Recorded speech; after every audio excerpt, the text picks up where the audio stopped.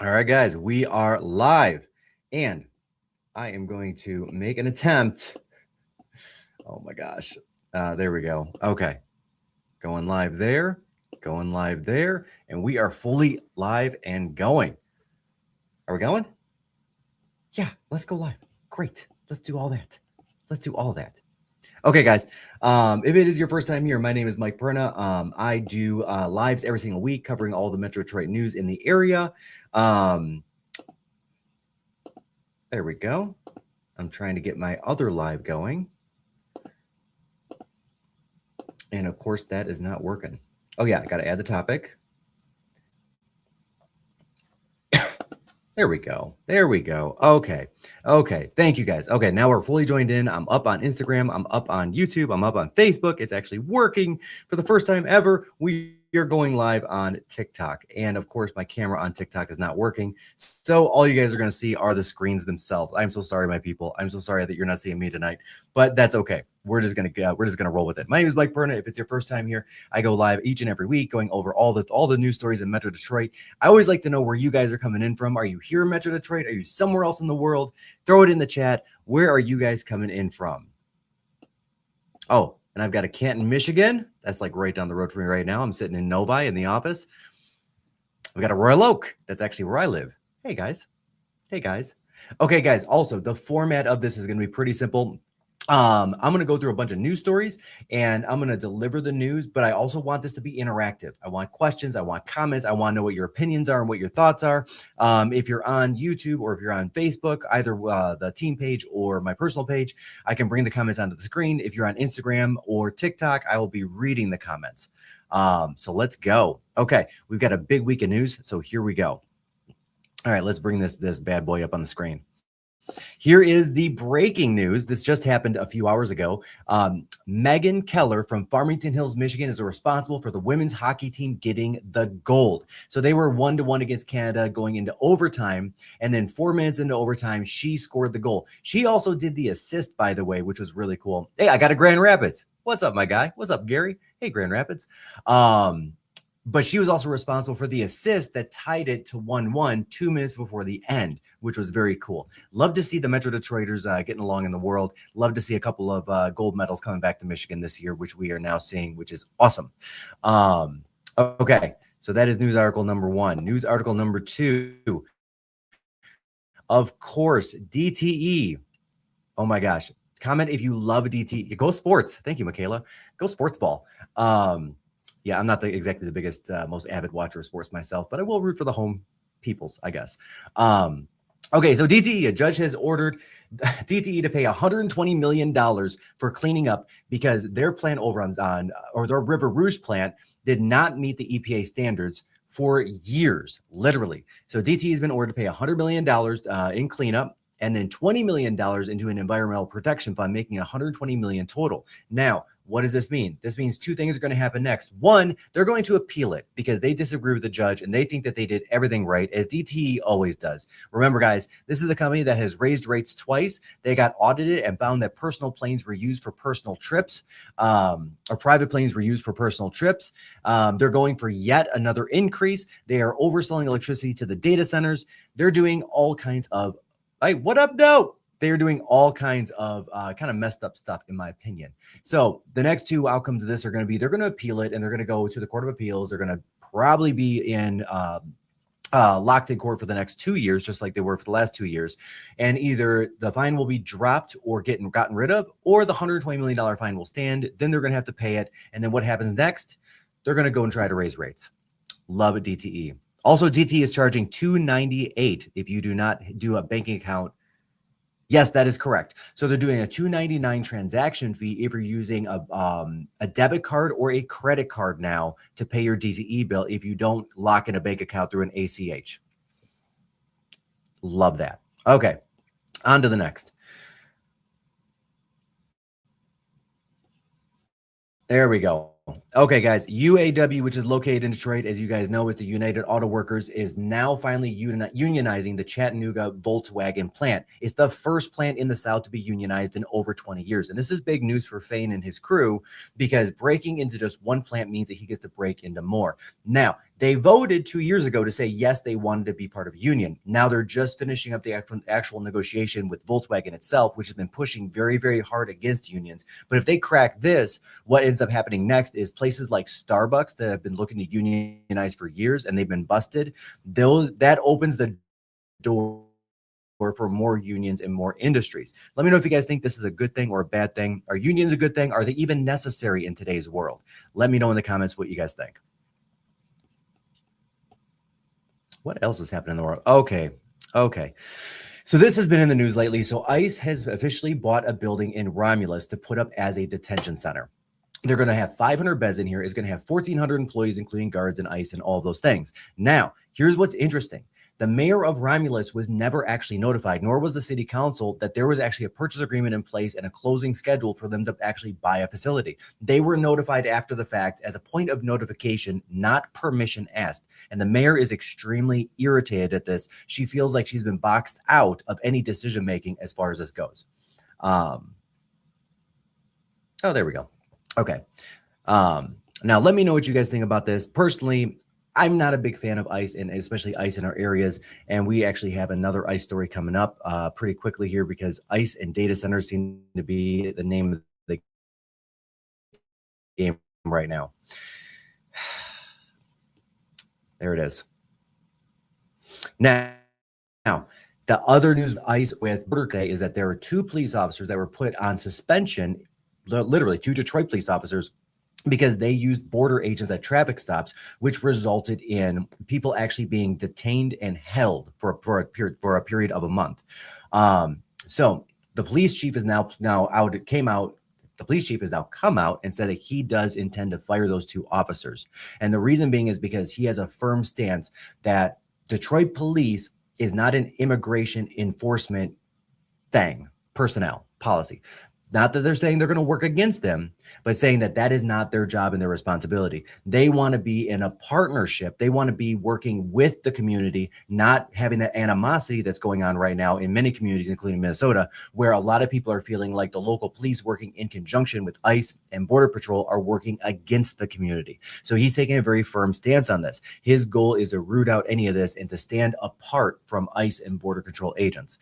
I'm not sure if this is a good thing or a bad thing, but it is a thing, and it is happening, and now it is becoming a fireable offense. Okay, so this one's really interesting to me. So data centers, which has been on the mind now for months, and we know there's one going in Saline that's huge. That's a $7 billion data center that's going to take up 1.4 gigawatts of electricity. There's another 1 gigawatt of electricity, one going in Van Buren Township, and there's yet another one that's scheduled to be built in South Lyon.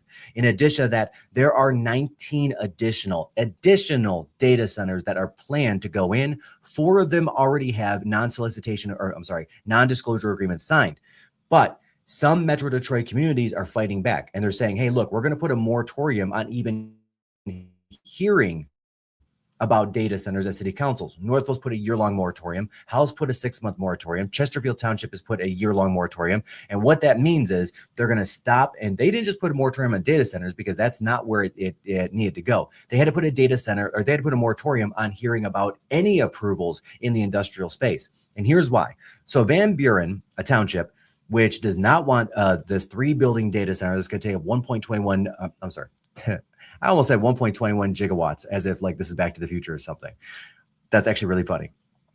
Which actually the gigawatt was actually a movie mistake. It was supposed to be gigawatt because that's an actual unit of electricity or measurement of electricity, whereas gigawatt is a fake thing. By the way, you can get I might actually bring that up on the screen if I can find it.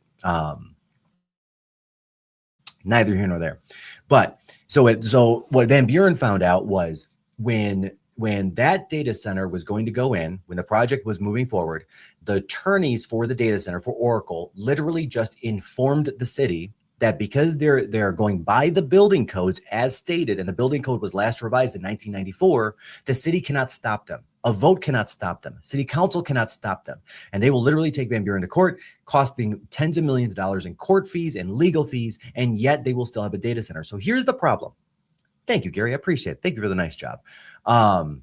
So here is, again, the problem with this. So most municipalities have not revisited their regulations and their zoning laws since the 90s or before. Some of them even into the 60s and 70s. Very few of those, but some of them into the 60s or 70s.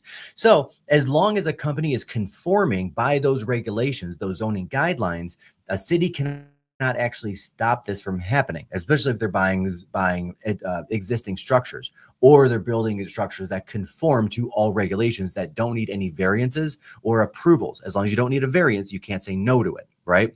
So that's where Van Buren, South Lyon, and Saline are getting stuck and jammed up right now, because the citizens of those communities don't want these things in their backyard. They don't want these things gobbling up their electricity and their water and their resources, but there's nothing that can happen to stop it.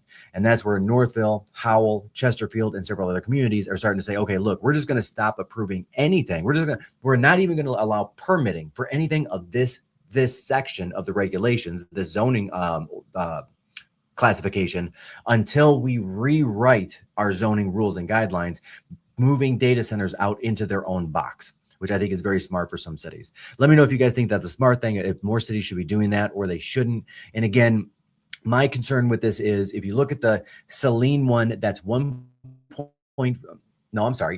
one, that's 1.4 gigawatts of electricity that will be taking.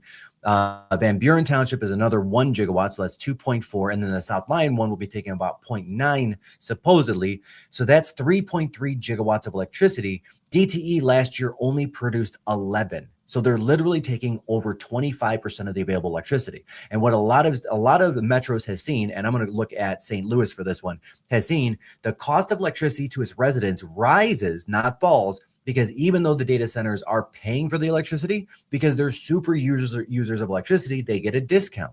Well, who pays for discounts? Because somebody's got to shore up that money. It's going to be you and me, Metro Detroit. That's what it's going to be. It's going to be you and me paying for all that extra stuff. Okay, we move on. I digress. There we go. Metro Detroit communities scramble to regulate data centers that are unregulatable right now, of course. Okay. All right. The Rivertown Business Improvement Zone is going to officially launch in April. Okay. So this is the actual third biz zone in Detroit, and one of over 60 in the United States. So what does this mean? This means that businesses and residents in the Rivertown area off of Larned have voted for extra taxes to be applied to them to make this zone.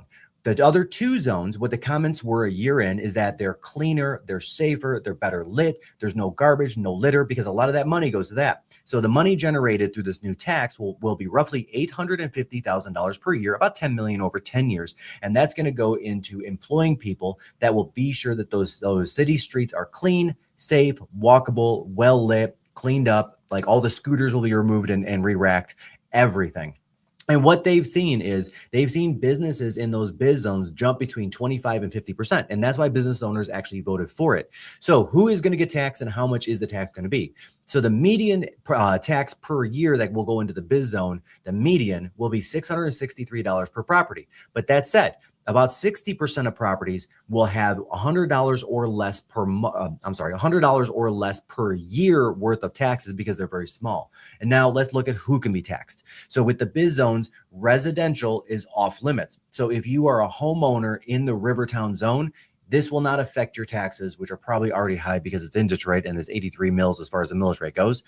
But it will be taxed on commercial, industrial, and residential, as long as it's an apartment complex. So that landlord will be taxed, which of course means that they're going to raise the rent to offset that tax, because that's how that works, right? So it'll be a good thing for the residents, because it will improve property values, because there will be more businesses that will be opening up there. It'll be more walkable. It'll be better lit, and it'll be cleaner.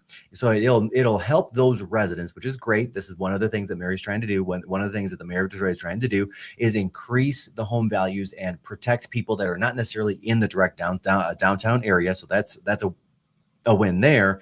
And it will draw, again, more business in, and which is great for the small business owners that are in that area and in that community. That's me doing a little research. That's what that was. All right, guys, we got opening day coming up. Let me know who here is going to go to opening day.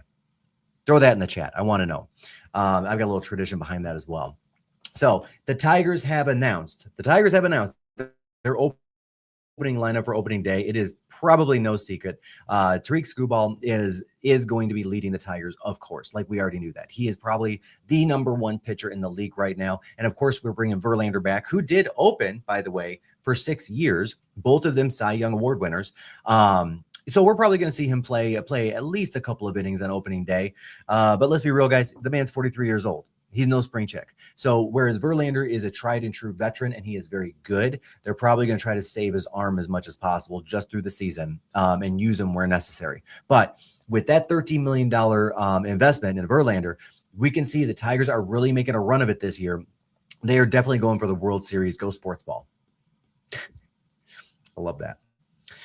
And the last bit of sports news we have is the Detroit Lions CEO Ron Wood is stepping down. He is actually retiring before the start of the 2026 season. Now he's going to stay on and help Sheila Ford and the Ford family by maintaining his position as the president until they find somebody else. And yes, they've already begun the search. They've already contracted with a headhunting company to go find that. But he is the guy that brought us people like Dan Campbell, of course. So he was a big proponent and a big pusher to bring Dan in and bring a better level of coach. And then from there, moving down into the player roster and bringing the better players. It took him 11. Well, he was there for 11.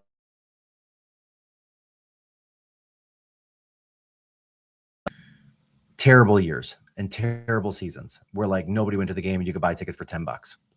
Which you can't, and you still got a hot dog, which you can't do anymore, clearly. And Governor Witmer, as part of her budget, oh my gosh, is my camera out again? Yes, my camera is out again. Of course. I had these same issues last year or the last live, and I don't even know what it is. As long as y'all can hear me, I'm just going to keep on going. Can y'all hear me? Somebody throw something in the chat. Oh, Blake said that the camera's out.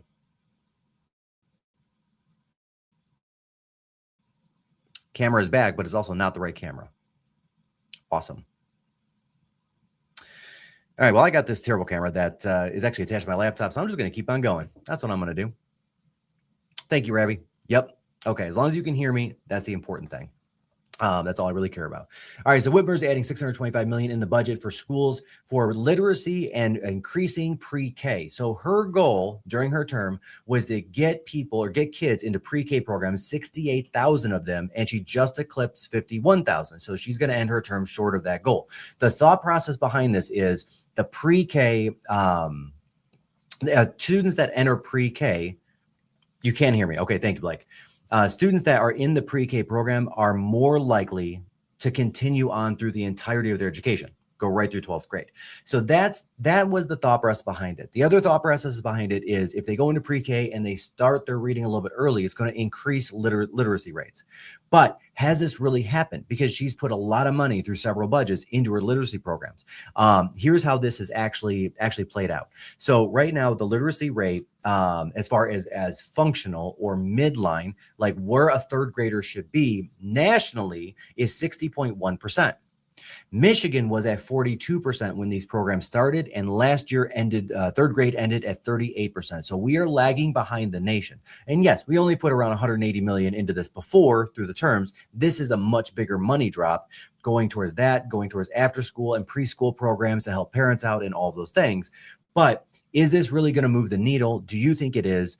I'm not convinced.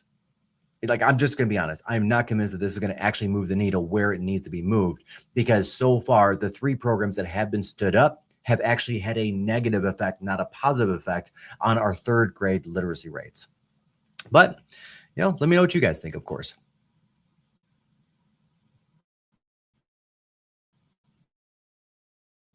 There we go.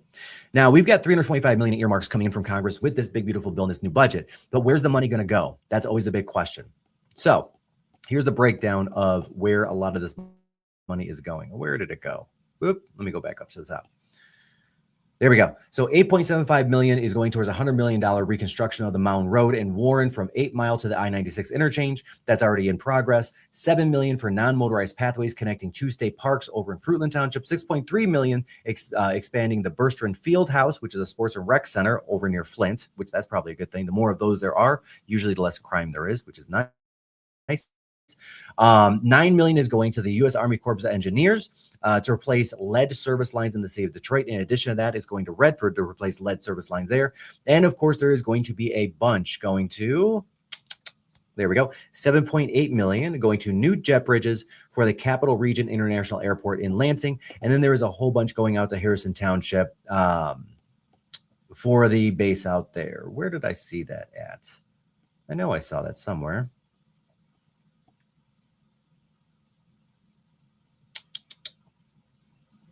Yeah, Sioux Locke, Sault Ste. Marie. So effectively, a lot of this is going towards Michigan infrastructure more than anything else, really. More than anything else, which is probably a good thing because our infrastructure, frankly, is worn and tired. We know this. We know Michigan potholes. We know Michigan roads. And we know that with the population increases here in Metro Detroit, because Metro Detroit and Metro Grand Rapids, well, and Ann Arbor for that matter, people have moved into it. They not necessarily have been moving to Michigan, but they've been moving into the city areas. And so a lot of these roadways need to be redone. A lot of these bridges need to be redone. So I think that this is all going towards actually good stuff that needs to happen. Okay, now let's get into the food news because that's my favorite part. I'm going to try changing out this camera real quick. Let me see if I can get the other camera up. Nope. We are stuck with this service camera today. So sorry, guys. I apologize. It's going to be a crappy camera. So sorry. Okay, so Prime and Proper, which is the Detroit Steakhouse, of course, owned by the Heirloom Food Group, is expanding to Nashville. So this is their first out-of-state expansion. So Heirloom owns the 2 townhouses, the one downtown, the one in Birmingham. They own Prime and Proper. They own Cash Only Supper Club, which is below Prime and Proper. And then, of course, they own Not Sexy Steak, the other one, Mad Nice, right? So this guy has been slowly expanding his footprint. He likes to do things of a luxury style. We could tell by the townhouse downtown when he took his amazing $18 burger, made it into a $28 burger, but also didn't change the burger. But it looks really snazzy. Nope, not better. I'm not better. It is a good burger. It's just not $28 of good. But Prime and Proper is also known for having their own clubs where you can pay a monthly fee and then you get private events. They're also known for their dry aging, 28 days minimum on site, which is really cool. And I actually just ate there the other night with a friend of mine that had come in from out of town to go visit UWM. Rena, shout out to you if you're on. And it was actually really funny. Austin went with me, right? My director of sales. So each and every person at the table got a steak, except me. I got the Dover sole. Austin was literally like, okay, the steak was okay. It was not the best steak in the world. It was okay. I think Prime and Proper is good steaks, but Austin was not impressed. But Austin did come over and take a bite of my fish. And he was like, dude, that was one of the best fishes I've ever had. So if you do go to Prime and Proper, guys, and I would recommend going, it's a nice thing to do. I would definitely go with the Dover sole over a steak, but you know, that's just me. That's, you know, and get the lump crab on top. We get the Brussels sprouts. Those were delightful. More news going on. Of course, we've got Detroit 75 opening their first brick and mortar location. They are calling it Detroit 75, even though it's in Madison Heights. I put up a post about this, and some people got a little salty about that. Let me know what you guys think, whether or not they should keep the Detroit name if they're not necessarily in Detroit proper. So for the people that know or don't know, Detroit 75 has been a very popular food truck over the last couple of years. They've gotten this cult following. I am in the cult of the Detroit 75, and I got to show you this food, guys. Like, this is amazing. This is a proper sandwich place. Like, look at that. It's delightful. I mean, seriously, there's nothing here I haven't had that I have not actually just loved. The only thing that I have not had is this one over here on the right, which is the Russell Street vegetarian, because I am not a vegetarian. I am definitely more of a meat eater than anything else.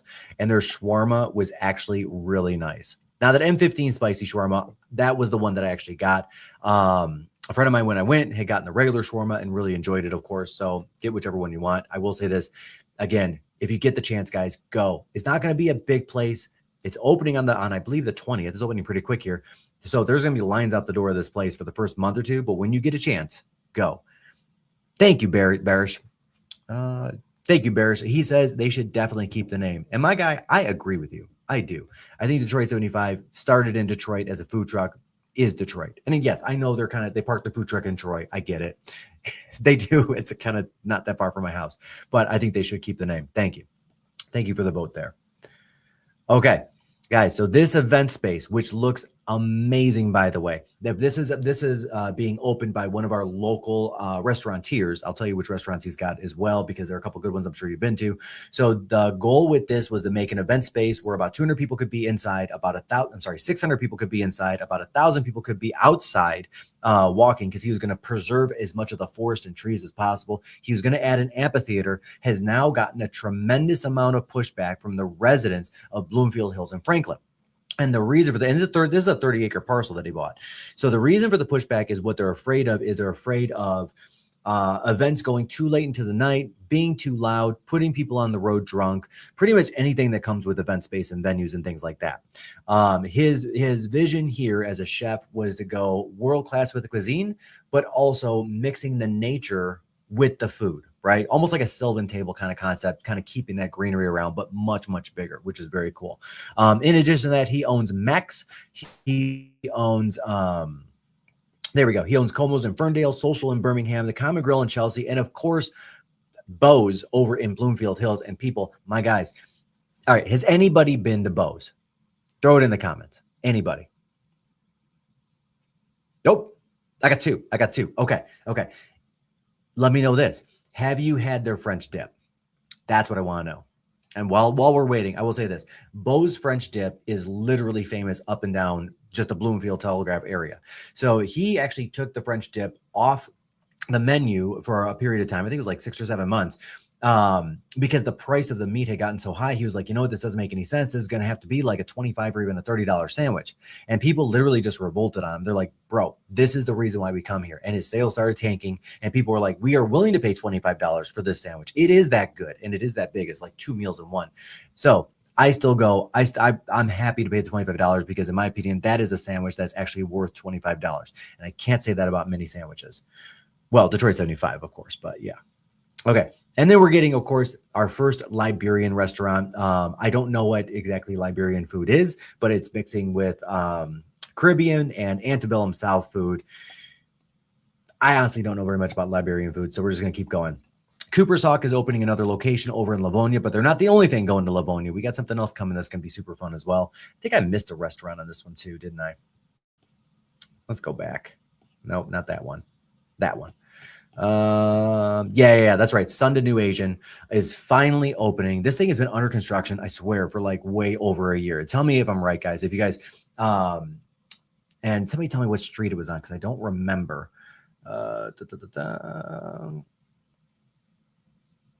It's in that Olympia development. It's the one with all the lights on it. That kind of crossover. That's nice. It's got that boozy milkshake place that I cannot remember the name off the top of my head. Somebody tell me. Somebody throw that in there. But it is finally going to open in March, and it really has been about 18 months in the making. Like the boards have been up, and I literally pass it. Every time I pass it, I'm like, what the heck is happening? Cooper's Hawk, we talked about that. Okay. So the Liberia. The other thing going to Livonia, Michigan, my guys, is Nino Savagios.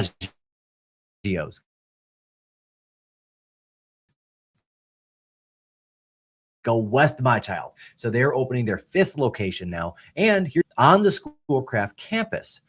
Now, that be involved with the culinary center at Schoolcraft, right? So the chefs that are up and coming have those fresh items right there, those upper crust items that Nino Savaggio delivers on. If you don't know, if you're a West Sider like I am, I grew up in Farmington Hills. I had no idea what Nino Savaggio's was till I moved into the East area. I'm not on the East Side technically, although I'm east of Woodward, so I guess it is the East Side. There is a Nino Savaggio's right there in Troy. There's one in Telegraph Road. It is a boutique-y, really upper end kind of it's like a Vic's Market. Farmington Hills people, kind of like a Vic's Market over 12 a day. And that closed like 20 years ago. So I'm 100% showing my age. But it's very cool that this is coming to Livonia. It's going to be employing 150 people. I know people that have worked there in the past, and they've always said great things about the ownership group. It's 2 guys that own it right now. Nino Savaggio himself had opened the original location in 1979, and of course I don't want to say of course, but has since, of course, for a job for a good company to work for that's very ethical, in my opinion, at least. Check out Nino Savaggio's. They do a great job. Next up, okay, guys, what?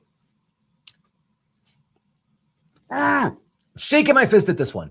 Like, okay, guys, what is going on here? Hunter House, which endured a 2-year court battle where the landlord was trying to dislodge him and get him out, wanted to build this huge, like, kind of skyrise 5-story blah, blah thing because this parcel on Woodward Avenue is worth so much. And guess what just went in there? Guess what just opened up? A burger place. I'm not kidding. So they kicked Hunter House about a mile down the road into the old KFC, which they're still renovating. So they're operating out of like this tent type thing. Same prices, good for them. They probably need to raise them. But they put they put a place in called Better Burgers. Like, are we for real here? Are we for real? Literally. So here's the difference. So Hunter House, your burger is $2.50. Better Burgers, your burger is $5. It's a bigger burger, but it's not that much bigger. The other big differences are, instead of having mustard that you have to squeeze out of a pack at Hunter House, they got mustard in the pump at Better Burger. Instead of having salt that you got to rip the pack open and dump it on your fries, they've got salt shakers. Other than that, guys, it's a slider place, just like it was before. Literally, this dude spent 2 years trying to kick out and Hunter House was there for 73 years in the same location, and they did not want to move. The owners did not want to pick up stakes and go to a different location and undergo all that. You know what? That's interesting that you say that, Blake. I don't know that they are better or worse burgers. I will say this, operating where they're at that KFC, I can guarantee you any other burger is probably better right now, because that is like a construction zone and will be a construction zone for the next couple of months. But 73 years, that was an institution. Before Birmingham got bougie, there was Hunter House. After Birmingham got bougie, there was Hunter House. Okay. It's like a legacy going to, okay. All right. So we have in Michigan, and this is actually Upper Michigan, but it does affect us. So we have a coal plant that is now well beyond its established life. It is costing $135 million in losses. It's racked up $135 million in losses. There have been 4 orders out of the president to keep this and 3 other plants open, way past extending their life way past the life, because they think that we need this electricity. Although multiple studies on state and national levels show. Electricity. Multiple studies show on state and national levels that we actually don't need electricity. There's no electrical emergency happening in northern Michigan. 73 years later. Yeah, that's like Bates over in Livonia. Very similar. They've been there forever. Good point on the burgers. Now, that said, this $135 million, and this is operated by consumers, by the way. Consumers' proposal is, if we have to keep this open, we're going to take that $135 million and raise rates for the people that use consumers, all of consumers. And that means 11 states worth of people are going to see their consumer energy bill go up because we've got this antiquated plant that cannot be shut down because of a presidential order. So Dana Nessel, our state AG, our state attorney general, has filed a petition in court saying, please let us close this down, as well as the reports looking for a sympathetic judge to say, hey, look, we really don't want to raise our rates here in Michigan. We've already done that twice with consumers. We don't want to do it a third time. The best thing for the taxpayers and the best thing for the residents of Michigan is to just let this thing die as it should have. Because after a while,